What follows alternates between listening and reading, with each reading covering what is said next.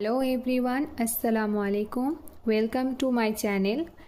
আজকে আমি আপনাদের সঙ্গে কাঁচা আমের চাটনির রেসিপি শেয়ার করব। আপনারা ভিডিওটি স্কিপ না করে শেষ পর্যন্ত দেখবেন। আশা করি আপনাদের সবার ভালো লাগবে। তো বেশি কথা না বলে শুরু করা যাক। আমি প্রথমে আমগুলোকে কেটে ধুয়ে নিয়েছি। দেন কড়াইয়ে পরিমাণ মতো সর্ষের তেল দিয়ে তাতে 5 ফোড়ন ও 2টো শুকনো লঙ্কা অ্যাড করব। ভালোভাবে ভাজা হলে আমগুলো তেলে ছেড়ে দিব। তাতে পরিমাণ মতো লবণ, হলুদ গুঁড়ো, লঙ্কা গুঁড়ো দিয়ে ভালোভাবে নাড়িয়ে জল ঢেলে সেদ্ধ করে নেব।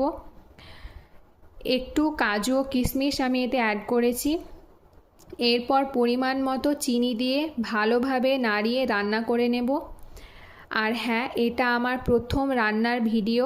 আপনারা আমাকে একটু সাপোর্ট করবেন। আপনাদের সঙ্গে গল্প করতে করতে আমার চাটনি একদম রেডি।